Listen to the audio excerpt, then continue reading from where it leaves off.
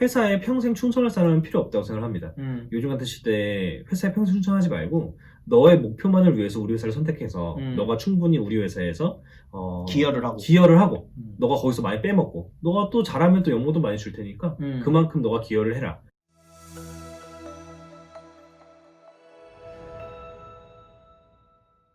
안녕하세요, 블랙시금치입니다. 오늘은 인재를 알아보는 방법에 대해서 얘기 한번 해보도록 하겠습니다. 어떻게 보면 이제 사업체 인사팀 또는 이제 직접 대표님들 이 영상을 보시면 좀 도움이 되실 것 같네요. 네네. 물론 뭐 저희가 뭐 인재를 알아보는 뭐 누구보다 뛰어나다 이런 말은 아니고요. 대다수 그 좋은 말씀을 해주시는 분들이 인재는 어떤 사람인가 이런 거에 대해서 많이 논의하신 부분도 있었고, 저희도 그거를 보고 처음에 하고 지금은 이제 약간 직원이나 이런 거를 할 때 그런 걸 활용하고 있는 거거든요. 그를 통해서도 저희가 많이 공감을 하고 있고요. 네네네. 만약에 처음에 직원을 같이 일하실 분을 선별하는 과정에 있으신 분들이라면은 혹시 도움이 되지 않을까라고 생각해서 지금 영상을 찍게 됐습니다. 그러면 변호사님께서 생각하는 약간 좋은 인재에 대한 그런 모습들, 좀 특징들에 대해서 말씀해 주실 수 있을까요? 네네. 일단 좋은 인재들이라고 하면은 첫 번째는 능동적인 사람들이죠, 주로. 누가 시켜서 일을 하는 사람들이라기보다는 기본적으로 자기가 어떤 일을 하고 싶다라고 해서 열정이 있는 사람들이 중요한 것 같아요. 그게 없으면은 아무리 능력이 뛰어나도 그냥 일 자체를 하려고 하지 않기 때문에 의미가 없는 것 같고요. 자기의 커리어를 되게 중요시 여기는 사람들이 능동적일 수가 있는데, 이게 이 회사에서 내가 어떤 걸 얻겠다, 그리고 어떤 걸 실현하겠다, 그리고 이 커리어를 통해서 그 회사에 더 높은 직책으로 가겠다, 혹은 다른 회사로 또 이직을 하겠다, 표가 있는 사람들이 능동적으로 일을 하고 있고, 그분들이 나중에 이직을 하더라도 한 2년에서 5년 정도 이 회사에 있어줌으로써 회사가 얻을 수 있는 이득이 있기 때문에 막 이직을 한다고 막 눈이 지글지글 한다고 막 내쫓지 말고 이걸 최대한 이용을 해서 좋은 결과를 얻을 수 있는 운영을 했으면 좋겠습니다. 인재분들은 좀 어느 정도 자아가 있죠. 그렇죠. 자아가 강하죠. 어떻게 보면. 에고가 강하죠. 그런 사람들이 이제 어떻게 보면 다른 사람들이 보면 사이코패스처럼 보일 수 있어요. 근데 생각보다 그 사람들이 뭐 리더가 됐을 때 좀 뭐랄까 다른 조직원들이 이해는 못할지언정 능력이 뛰어나거나 성과를 많이 이루는 사람일 수 있거든요. 사원 때부터 목표 지향적인 사람들이 보이거든요, 사실. 아니면 그 면접을 볼 때도 많이 보이기도 하고요. 이게 되게 추상적인 말이지만 저는 보통 눈빛에서 많이 보이거든요. 뭐 눈빛 보이죠. 눈빛이나 태도나 이런 부분들이 어떻게 보면 되게 아까 말씀드린 되게 추상적인 부분이지만 많은 분들이 이해하실 수 있고, 특히 면접을 많이 보신 인턴팀 같은 분들께서는 많이 이해를 하실 텐데, 면접을 하거나 할 때 일단 어깨가 많이 펴져 있거나 그리고 눈빛이 굉장히 뚜렷하거나 아니면 자기가 말하는 걸 참지 못하는 사람들이 있어요. 약간. 맞아. 뭔가 말하고 싶은데 빨리 시켜주고 맞아. 눈빛으로 바라보는 사람들. 맞아요. 이런 분들이 되게 물론 자기 주장은 굉장히 강하지만 일에 대해서 열정이라든지 자기가 그 일을 처리할 수 있는 능동성이 굉장히 강하신 분들이기 때문에 인재의 특징 중 하나라고 볼 수 있겠네요. 네네, 맞습니다. 이게 상당히 중요하고, 저는 이제 두 번째 얘기를 하자면은 두 번째는 내가 틀렸다고 말할 수 있는 사람. 제가 이거를 너무 많이 느꼈는데 1번하고 2번이 같이 가야 돼요. 이게 1번만 있으면 능력은 없는데 자존심만 센 놈입니다. 근데 2번까지는 꼭 중요한 게 어떤 사람이 내가 열심히 굉장히 열정적으로 일을 했고 능동적으로 일을 했는데 그 결과가 잘못 나올 수도 있잖아요. 맞아요. 근데 이제 이때 나의 길이 잘못됐다라는 걸 인지하고 수정을 할 수 있어야 되는데, 맞습니다. 그러면 얼마든지 더 좋아질 가능성이 높은데 이게 안 되는 사람이 굉장히 많아요. 능력의 발전은 자기가 틀린 것을 인정하고 그것 동안 피드백을 받았을 때 성장하는 거잖아요. 네네, 맞죠. 수험생들도 오답노트라는 걸 하지 않습니까? 자기가 그쵸. 틀린 걸 다시 한번 되새겨보고 이걸 통해서 어떻게 이걸 틀리지 않을 것인지에 대한 피드백들. 이게 굉장히 중요한데, 이게 공부뿐만 아니라 모든 과정에서 굉장히 중요한 거잖아요. 그렇죠. 그래서 이게 일이든 공부든 어떤 거 뭐 무엇을 하시든 사실 되게 중요한 건데, 생각보다 많은 사람들이 자기가 틀린다고 하더라도 내가 틀려가지고 그렇게 됐다고 생각하시기보다는 외부의 환경이 뭐가 잘못됐다, 아니면 나는 잘했는데 주변 사람들이 잘못됐다, 이렇게 얘기를 하시는 분들이 굉장히 많아요. 1번 능동성이 있는데 2번 자기 피드백을 받아들이지 못하는 사람이라면 정말 위험할 수 있습니다. 그냥 외골수 되는 거죠. 이분들이 사실 20대까지는 능력을 발휘할 수도 있어요. 20대까지는 자기가 열심히 하니까 그만큼. 내가 믿고 있는 신념을 열심히 쫓아가니까 어떻게 보면 20대까지는 나름대로 저 사람 왜 이렇게 열심히 하지? 어떻게 보면 좀 잘하는데 라고 볼 수 있지만, 그분들이 좀 더 나이가 먹거나 이제 관리직까지 가게 되면 정말 큰일 납니다. 큰일 나죠. 미치죠. 거의 이제 뭐 거의 독재자가 돼버리기 때문에. 그러니까 의사결정이 틀리는데 자기의 의사결정을 계속 고수해요. 그러니까 이러다 보니까 그 전체 집단에서 맞아요. 뭐 효율성, 능동성 이런 건 거의 사라지게 되죠. 그렇게 되면. 이게 또 굉장히 비효율도 발생할 뿐만 아니라 모든 직원들이 이해를 할 수 없는 방향으로 가버리기 때문에 그런 분들은 조심해야 할 것 같습니다. 네네. 그래서 인재라고 하면 저는 일단 이 두 가지는 기본으로 갖춰야 될 것 같아요. 그러니까 내가 틀릴 수 있다, 능동성 이거 두 개에 대한 인정이 있으면 보통은 좋아지는 것 같아요. 맞아요. 또 이제 대표님들이나 이제 사업주 입장에서는 굉장히 꺼려할 수도 있지만 저는 개인적으로 자기의 가치를 평가를 확실하게 할 수 있는 사람이 저는 인재를 보고 있거든요. 예를 들어서 이런 거예요. 뭐 연봉 협상을 할게. 너 얼마 원해? 아니면 너 내가 얼마 올려줄까 했을 때 그 사람이 자료를 가져와서 아니다. 난 이만큼 오르고 싶다 라고 어필할 수 있는 사람들이 저는 굉장히 능력 있는 사람이라고 생각하거든요. 그게 되는 사람이 난 능력 이만큼 되는데 왜 이 정도 안 주니?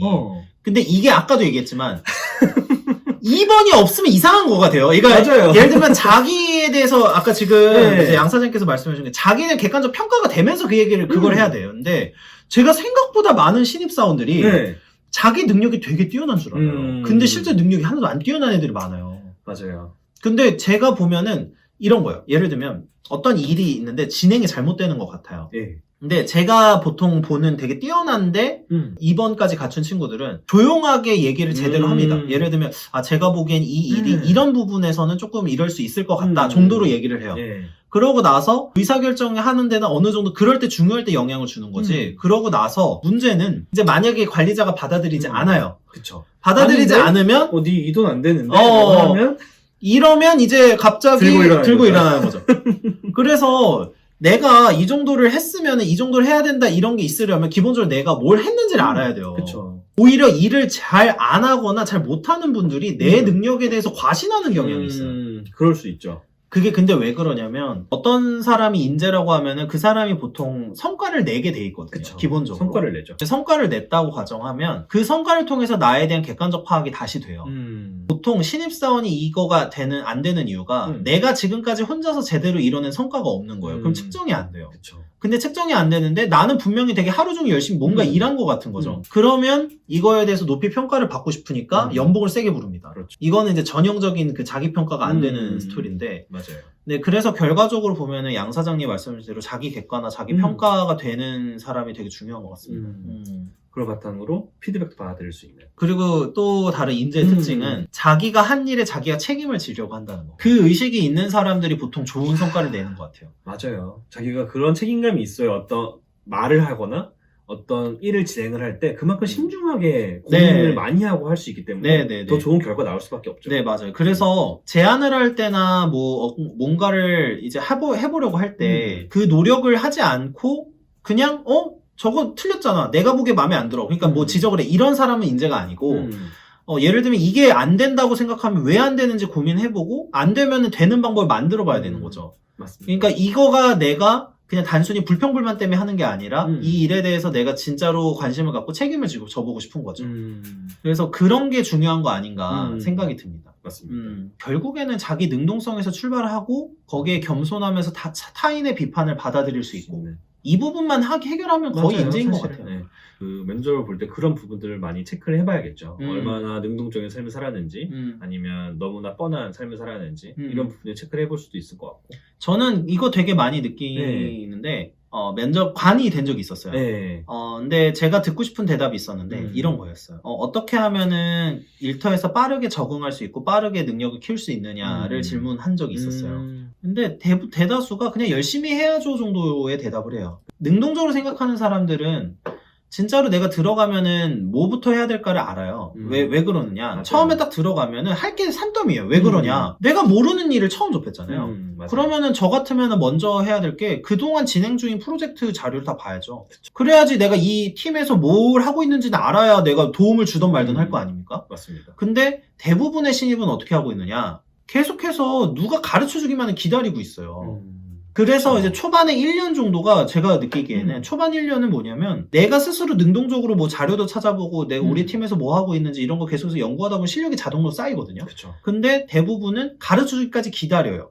그러면 진짜 그리고 가르쳐 준 것만 해요. 맞아요. 원래 루틴한 일만. 네, 루틴한 되죠. 일만 네. 해요. 저는 그렇게 하면은 아무래도 실력이 빠르게 상승할 수 없을 거라고 생각해요. 뿐만 아니라 당연히 회사에서는 감춰지겠죠. 자기의 존재가. 그 존재감을 어필할 수 있고 자기가 얼만큼 큰 도움이 될 수 있는 걸 계속 측정을 해야 되는데 시킨 것마다 보면 사실 안 좋은 표현이지만 그냥 부속이에요. 맞아요. 톱니바퀴처럼 네. 위에 사람은 다 그렇게 생각을 하실 거고 나쁜 표현이지만 그런 취급을 받지 않으시려면 사실 이거 꾸준히 상기하면서 회사를 다니시셔야 되고 능력을 키우셔야 합니다. 그리고 되게 현재 상황에서는 맞지 않는 트렌드일 수 있지만 면접 보거나 그럴 때 약간 워라밸에 대한 질문도 저 좋다고 생각을 해요.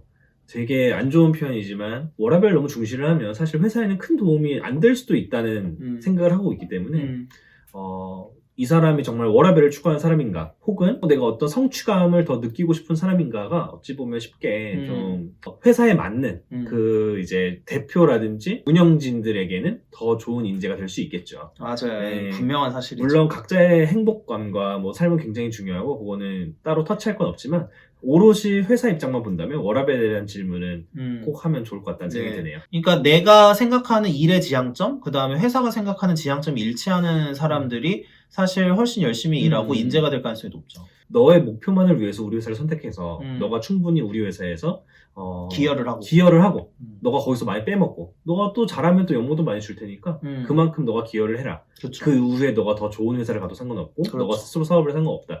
이런 마인드가 좀 열려있는 직원들이 그리고 그런 대표님들이 계시면 훨씬 더 회사가 능동적이고 잘 돌아가지 않을까라는 생각에 맞습니다. 그래서 이게 결과적으로 보면은 자기가 능동적으로 사고하는 훈련이 돼 있는 사람들이 인재가 될 가능성이 높습니다. 근데 이게 생각보다 요즘에 그 시대에는 그러니까 저는 이게 사실 시대의 문제라기보다는 그냥 개인 사고관, 가치관의 문제라고 생각하는데 개인의 자유, 행복 당연히 중요하죠. 근데 내가 회사에서 돈을 받는다는 거는 그 회사에서 일을 해줘야 된다는 걸 의미하기도 하는 거예요. 그쵸. 근데 대부분의 사람들이 권리만 생각을 하는 거예요. 나는 월급을 받는데 내가 여기 회사에 해줘야 될 의무에 대해서 생각을 하지 않나요.